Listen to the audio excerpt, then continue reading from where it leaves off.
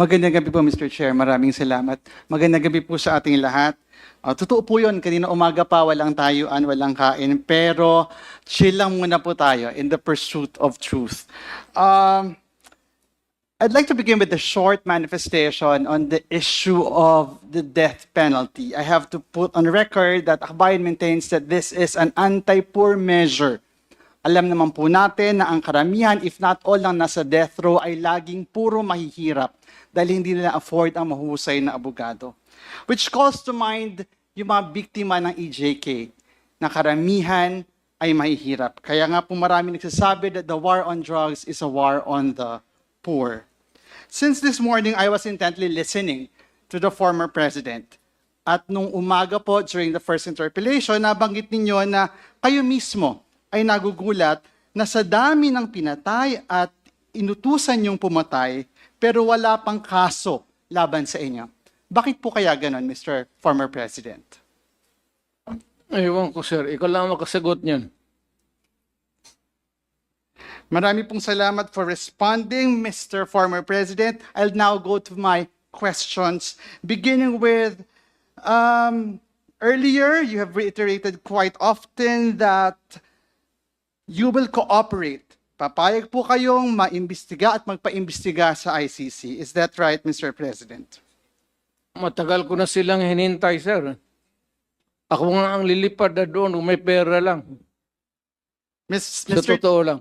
Mr. Chair, Mr. Former President, the Mr. Chair, second question Mr. Chair. is, doon po Mr. sa Chair. investigasyon na ito sa ICC, papangalanan niyo po ba ang mga miyembro ng Davao Death Squad?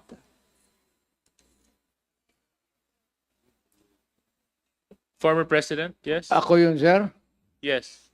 Your response? Can you turn the mic on, please? Sorry. Thank you. DDS. Sila lang man nagawa ng Davao Death Squad. DDS means Davao Development System. That's the correct term. You are abusing the phrase to the detriment of my city. Wala na tuloy pumupunta doon. Still on the issue, Mr. Chair, willing po ba kayo na doon sa investigasyon na yon, sa ICC na pangalanan, ang mga biktima ng pagpatay sa Davao ng DDS, however you call it, simula nung kayo ay mayor, hanggang sa kayo po ay maging presidente? Hindi ako gumagawa ng listahan, sir, kung sino ang namatay. You have to go to the register of what's it? Civil registrar. At maybe sa police. Wag ho sa akin, hindi ako bookkeeper para sa namatay ng mga tao. Next question, Mr. Chair, Mr. Former President, willing po ba kayo na doon sa investigation na yon magsalita tungkol sa paggamit nyo sa PNP bilang inyong death squad through the reward system? Yes, I will answer questions about DDS. But I have never said that I am willing to admit the existence of DDS to kill people. In that investigation, Mr. Chair, Mr. Former President of the ICC, willing po ba kayong banggitin kung sino-sino ang nasa drug war at a drug war watch list ng Malacanang at ng police? Magalit pa ako, sir, kung hindi nila gamitin. Totoo lang. I would be totally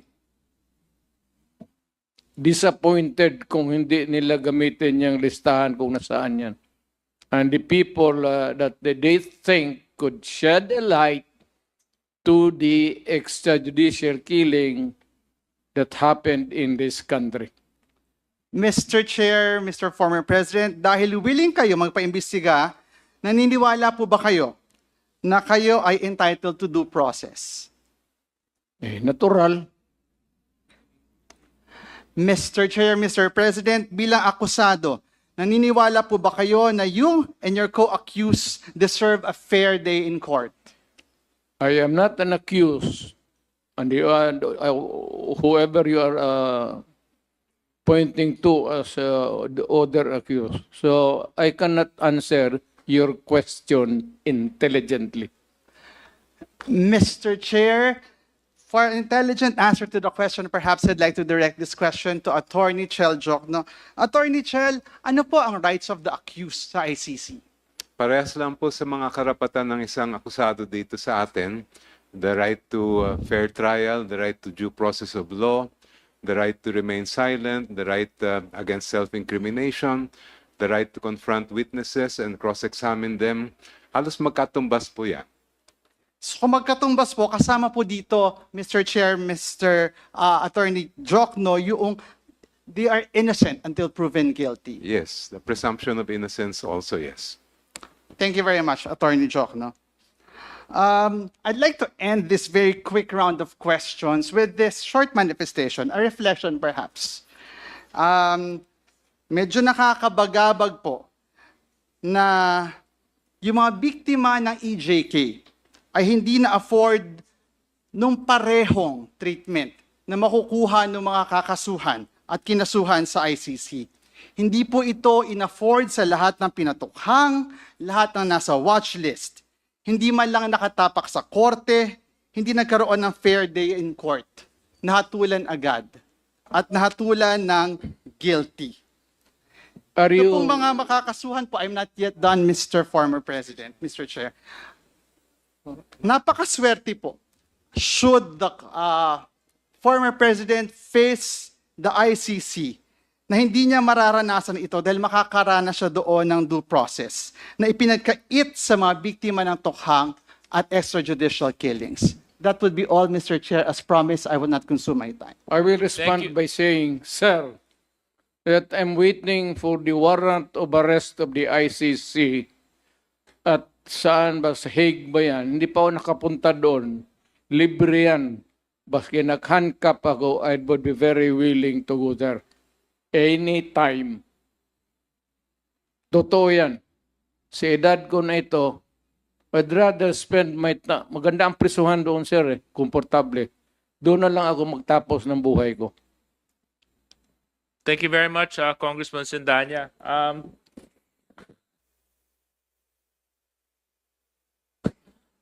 Next on the list, Congressman Bongalon. Congressman Jill Bongalon. Because Congressman Sindanya did not exhaust his allotted time, I will pass the time to you. So you